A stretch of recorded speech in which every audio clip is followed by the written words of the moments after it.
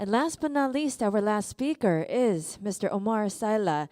He has been with UN Habitat for many years and is currently serving as the Chief Technical Advisor for the Land and Real Estate Policy and is also working in the Global Land Tool Network. So please welcome him with a big hand. Thank you very much. Thank you, thank you, thank you. Good morning, everybody. Unfortunately, I will not talk about money or window of fundings, as we saw it from previous presentation. And I work for UN Habitat and standing here on double hat because I'm senior manager for UN Habitat and leading, if you want, the branch working on land, legislation, and urban governance. But at the same time, as you may know it, UN Habitat is hosting the Secretariat of Global Land Tool Network as a facilitation. First of all, allow me to thank as well the organizers of the expo. That is my first time in Seoul, and I'm so impressed by the quality of the organization, the richness of the discussion overall, and and thank as well to Alex for having me around. So my presentation will be more, moving to the direction of provocation, because as mentioned by Catherine during her presentation, the gap is wide when we talk about land administration, when we talk about geospatial and others. And gaps wide regionally speaking as well, because right now you have a different trend and different, opposition, as we can say, geographically speaking, from Africa, developing country, and to development country, as we see it from the presentation, first presentation, overseas mapping.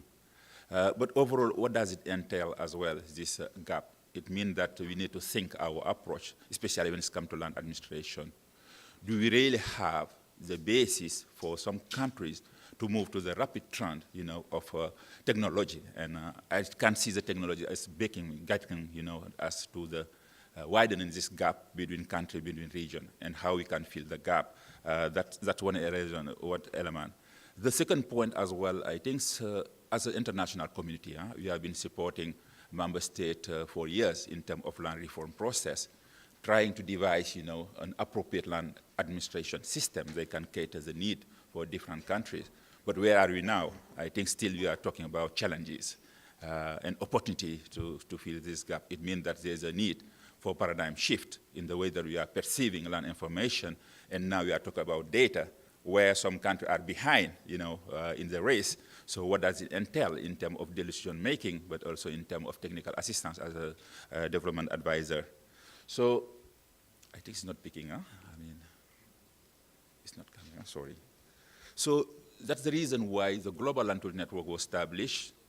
I think many people in the room are members of this global network, including World Bank, overseas mapping, and cadastre. And thanks, Sibling, for your presentation and bringing this collaborative prospect. And the purpose of this group is more about trying to fill the gap in terms of access to land information, but also in terms of tenure security. And today, this network has grown, extensively and being contributing to the global agenda in terms of innovation, but also in terms of proposing concept and approach in addressing land governance in developing country. So overall, my presentation is just to share with you the approach that we have been using as a global land tool network, but also how we drive, change in the land government sector by using collaboration and partnership, as we heard from the opening remark yesterday. I think is key to overcome the global challenge, to work together and to put our resources together. Why, finance resources dwindle is very important. So let's start the presentation with the global challenge. And as mentioned, this is a bleak picture, of land governance in developing country, where we have minimal, data in the cadastre system. If you look at, for example, the statistic over the last year, 30% only, globally speaking, are captured by the cadastre system. It means that there's quite a big gap in terms of data. But also some trend we are facing, as it appears from the presentation from our colleague from International American Development Bank, there have been trend at urbanization.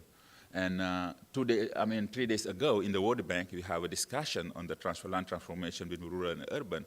And the question we are asking is, how ready are our government in confronting this pattern of urbanization, but also the impact on land consumption and land occupation? Because right now, I think The potential in terms of agriculture is dwindling, and there's a lot of issues coming with this rapid urbanization, informality, also lack of tenure security today we are facing, and the trend as well it will increase as we saw it already. What does it entail in terms of approach, but also in terms of tenure security? That's the challenge is. Recently in Kenya, there is a massive destruction in informal settlement, which means that in terms of human rights as well, there's a challenge we're facing, when talk about investment. And I can see from, the presentation from African Development Bank, infrastructure is booming in Africa and developing countries, and it's happening in the cities. But the rules for land acquisition is not really clear. Many countries crippling now in terms of, land acquisition and facing, traditional tenure system or lack of, clear legislation and regulatory framework. So this is some tendencies of urbanization, and I work for urban agency, which is UN Habitat, and we are very concerned about that. And when it comes to land allocation and transformation as well, if you do not plan our cities well, and if you do not, do this planning along the rural-urban linkages, we will miss the point, and that's what is happening now, because we are working on silo when we are talking about, transformation of land, and the consequence is lack of opportunity, but also blocking investment. If you look at, for example, the last report from on African cities, the foreign direct investment are getting a lot of issues to happen because the land regime is not clear in the cities, and you have a lot of informality, but also the rules of compensation is not clear because based on colonial rules and regulation. So in addition to that, some elements we are crippling, efficiency of land administration. I think that's something as well which are, been facing many developing countries, weak land governance, with corruption, but also what is important on that as well, the time consuming in getting access to document of land, right? Getting title in developing countries, some countries that can take years, or I'm exaggerating, but it's long and very expensive. And if you look at, for example, the World Bank report on doing business is trying to give some incentive to country to operationalize, a cadastral system. They can help with business and investor to get easily access to document and others. But also the lack of capacity. This is something for me, I'm asking myself sometimes, is that really technology is a solution of land administration? Because whatever technology you bring, if you don't have readiness of mindset or capacity, at the country level, you may not be able to reach your goal, as you mentioned in Gaetan from your presentation. That's why it's very important at the local level, at the national level, to really build, a sound land administration system based on the skills that we need, and it's very important. Beyond this, I think as you may see it, there's quite many issues in terms of land grabbing. This is I think the work that ILC has been doing with others institution trying to follow investment in Africa and how they can harmful or how they can give opportunity to community, which is very important as well. But also, at the same time, you have a very good increase in competition because of agriculture production. And you may see it, I think the competition will increase because if you see how unstable is the world now, Arab region is under fire in many parts of and also many countries are locking their door. So what does it entail in terms of, pressure on land as well for Africa and other Asia's country? That's something as well we need to take into consideration. And this, the consequence is increasing conflict as well. Where rules are not clear, where land governance is weak, the consequence is emerging conflict. And we can witness this in many cases in Africa, in developing countries. The court cases in terms of land is huge and increasing every day. And the court doesn't have even capacity to deal with this, case load. But also climate change and natural disaster as well are something we are facing and that can create as well pressure on infinite resources, which is land. So, this is just some element of, drivers of land competition. Not in Africa, but as a country. The foreign direct investment now is one element. carbon market with the red plus, I think, is creating another conception and another way of dealing with land, but also something which is meeting as well the extractive system. I think so we always forget the link between land tenure and extractive system, especially when you have customary authority. So new opportunity we have, I think there is a breakthrough over the last years because there is more and more attention on the link between land governance and reaching the sustainable development goal. I think it's appeared from Sabrina's presentation. Before we have the voluntary guideline that had been facilitated by FAO, which brought strong principle in terms of recognizing legitimate right and not focusing on one window in terms of land right. But recently as well, we have the Sustainable Development Goal, which is, I think, a good achievement. And what is important is that with the Sustainable Development Goal, now member state has to be accountable on the way they are dealing with land reform, because there is an indicator 1.4.2, which is talking about tenure security along rural and urban, and UN Habitat and World Bank as custodian of these indicators. But overall, as well as the aspect of gender, it does goal 5 as well, gender equity and ownership for women, which is very important, and FAO is working on that. I think this is a good opportunity to have some benchmark, to follow up on how policy and reform process at the country level is addressing, the inequality between man and gender. The last mechanism is the new urban agenda.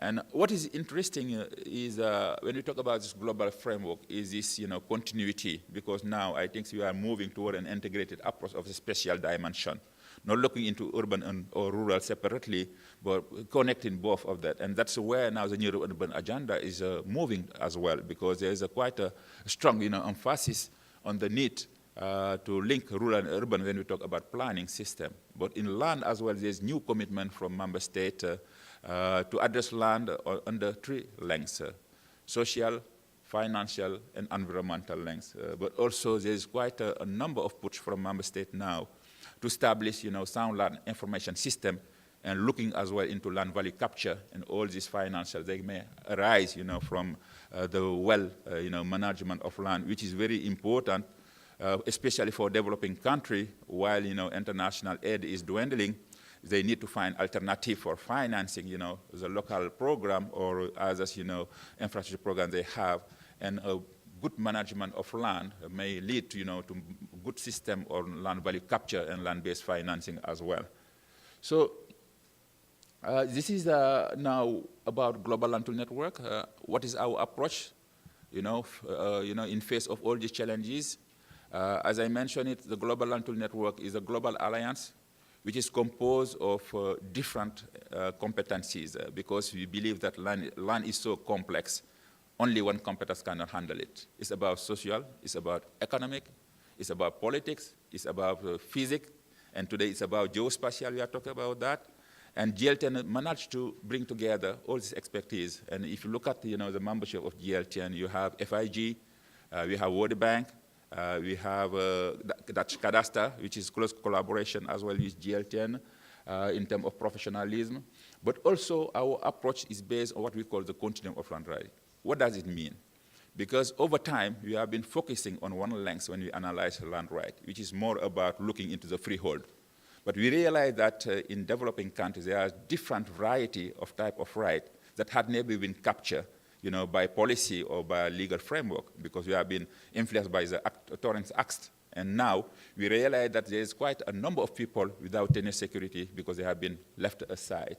So it means that when we look at now policy and land governance, we need to develop, this continuum approach, look on diversity, where there are, secondary right or subsidiarity right, as long as they are recognized by social functions. And that's where this is important, the approach. Because we talk about legal system, but also the legal systems take consideration, the social context of every country. And if you look at, for example, Africa, where we have very pregnant, prevalence of customary system, you cannot, do your reform without taking into consideration. And we are happy to see the move happening now. A country like Tanzania, they already recognize the customary system as part of the legal framework. Uganda recently with a new policy. And Zambia as well, they already developing a policy and recognize customary system. And this is, I think, a way of creating some legitimacy, in the fact that we are unlocking the potential in terms of investment related to land. Otherwise, they become source of conflict, as it happened in many countries, where they try to abolish, this form of tenure system. So we develop, our approach is pro-poor, and now I call it transformative, because we want to lift the level of living of poor people to be, at the level where they can be, in a comfortable position, but also gender-responsive, fit-for-purpose tool approach. So this network was established in 2006. I think many people in the room who has been following this network before even I joined it, because I took over 2 years ago as the head of the Secretary of Global Land Tool Network. What we are doing, we are believing on fit-purpose and gender-responsive tool to advance land reform and land governance, but also we support member states in policy reform, and this is the diversity of partners through the Global Land Tool Network. Our core value, what is important here for me is affordability, and I will come on this point, because we are talking about technology. We are talking about geospatial, but how affordable will be for different countries and different contexts. And this is in sustainability as well, because the cost of maintenance as well has to be sought upfront and not after. And this is what's happening most of the time, why I think they fail.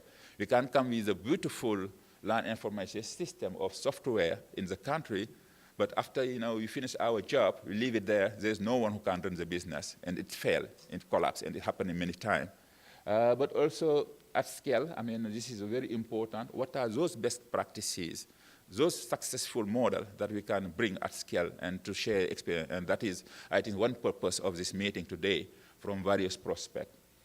The challenge for us as Global Land Tool Network is more about how developing mechanism to recognize all this range of rights to provide tenure security. Because I used to say to my people, land administration has to be democratized. What does it mean? It shouldn't be a myth, land administration. Everybody should be able to access to land administration as we access to our burst of certificate. In some countries, it's not the case for different reasons, financial reasons, sociological reasons, and others. And that's why we are talking property right for all as well, which is a dream and aspiration, but I think we can make it progressively and incrementally. What we are doing, we are developing land tool and implementation because we believe that we have a very nice regulation, very nice policy, but we don't have tools and approaches to implement that. They will gap, and it happens in many countries. And this tool, we call them technical response to all this legislation and regulation. We are raising awareness, for example, on the element of indicators and monitoring of land governance. We'll come to this point. We are supporting some global initiative. We have been working with World Bank on the LGAF, Land Governance Assessment Framework, but also with FAO on the voluntary guideline. We are supporting some regional initiative like the African Land Policy Initiative. In Asia, we established what we call the Asian Learning Initiative as well. And recently with World Bank, we are lifting an Arab region, an Arab initiative as well, a regional initiative is moving well. And hopefully in the coming months, we'll have the second conference, because in February, we have a successful conference in Dubai where there was a breakthrough, because first time Muslim country agreed that they need to address the issue of women for access to land and inheritance. I think it was good to hear from Tunisia all this progress they are making on that. At the country level, I think we are supporting many countries, and we have a joint partnership with Dutch Cadastre in Nepal, because right now we develop a number of tools. It's time now to roll out this tool to see in which extent they can support reform process, but also make a change and difference into people's life. That's why in Africa we are supporting Uganda, the implementation of the land policy in Uganda. In Zambia as well, we are supporting customary land certification. In DRC, which is post-conflict country or conflict country, we are trying to develop and adapt our tool in the particular context of conflict, where you have, various issues when it comes to reconstruction and access to land. In Nepal as well, we are working into post-disaster, helping communities, but also developing policy. In Philippines as well, we are supporting informal settlements, regularization. In Laos, with BMZ, the German corporation, as well, we are looking into land use planning and others. Capacity development is key, and I believe that especially for developing country. If you do not invest a lot on capacity development, you will miss the point.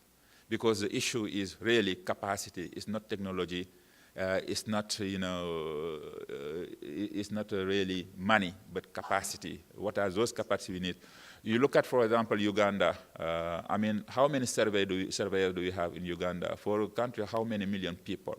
Same for Senegal, where I come from. I mean, getting survey on the ground, it takes time. And what does it entail as well in terms of sustaining all this investment we are doing? That's why I believe that in this term, when we talk about collaboration and coalition, we should look at well this element of capacity.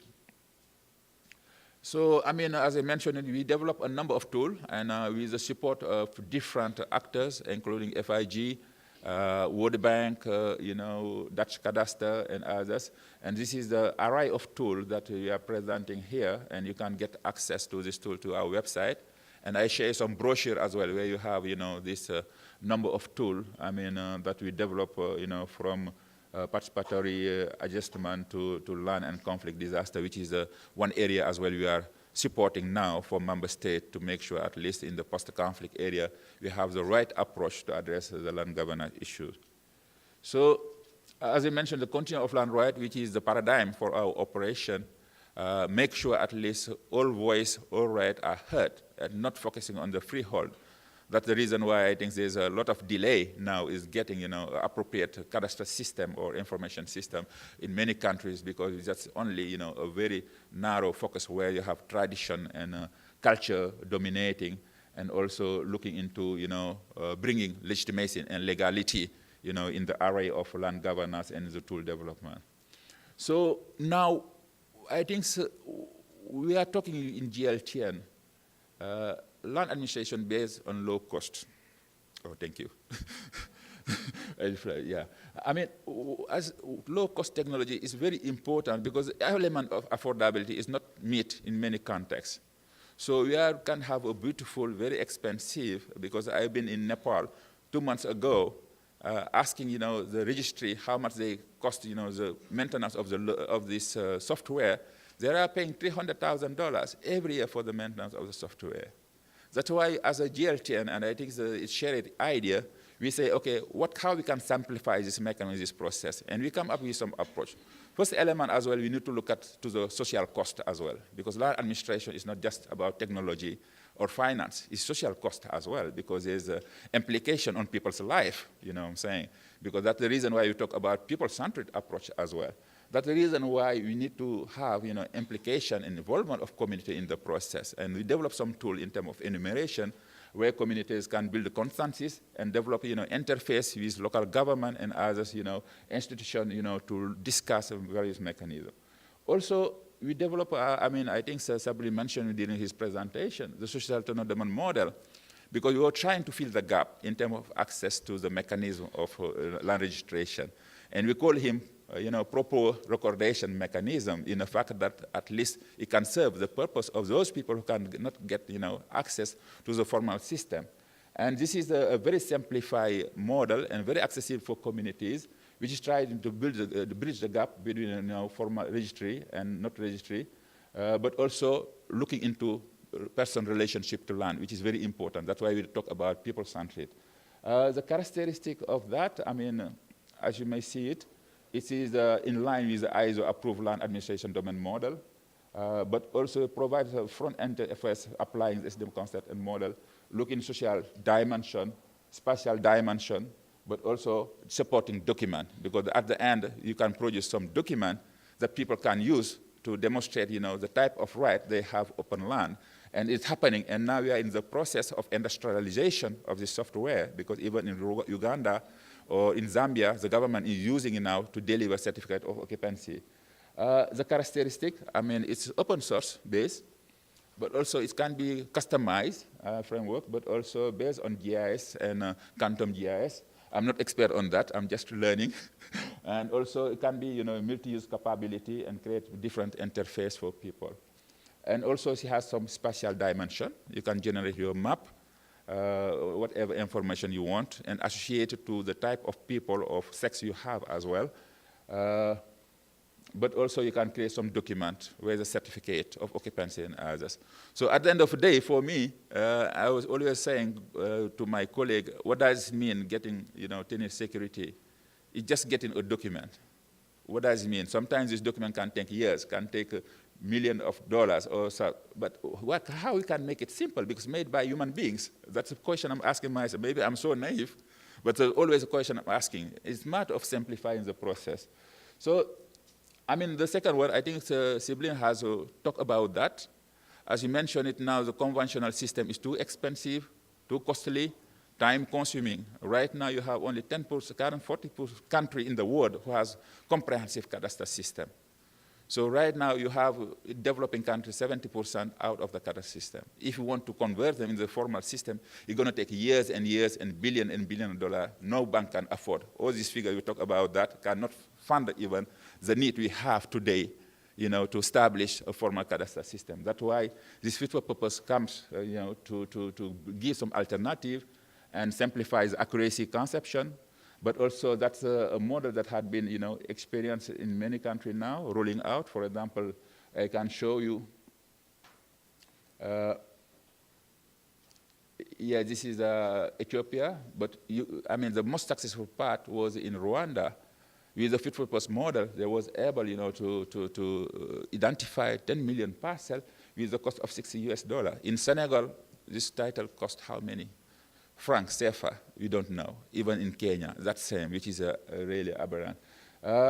Just to show, this practicability of this tool, and we are working with Dutch cadasters rolling out in Nepal, and Uganda as well, we are developing the strategy for the national government to implement the national policy as well. So this slide is showing as well the element of monitoring of land governance, because I think this is an emerging topic with the SDGs. And when we talk about data, our question is how to respond to the requirement of the SDGs, because now you have indicator 1.4.2, you have indicator 5.1.A, and we need to collect data, where the data are, and how you can support World Bank and UN Habitat, in all this discussion we are having, which have some implication. But overall, GLTN has developed a set of indicators as well to help, tracking policy progress and implementation with 15 indicators. So, this is just, some element for the way forward. I think this multi-stakeholder partnership is very important, and we believe as GLTN working together is the only way we can make a difference as well. But also something which appear from Catherine, presentation, how you can convince the government to be accountable and to put, the means for reform process, because in some countries even it's very difficult to advance reform because of that. But also monitoring and evaluation of our work is very important to build accountability and trust. My last slide is just, partnership for us is key, and a global tool network is open to everybody. As long as you have something to propose in the land sector, you're much welcome. But also we need to work together to reach out, the goal in the Sustainable Development Goal in the New Urban Agenda, knowing that land governance is important for everybody, including, especially for developing country, where you have a lot of need to improve people's livelihood. This is my last word. Again, thanks for your attention. Yes, thank you for the presentation. That was Mr. Sala from UN Habitat. Thank you once again.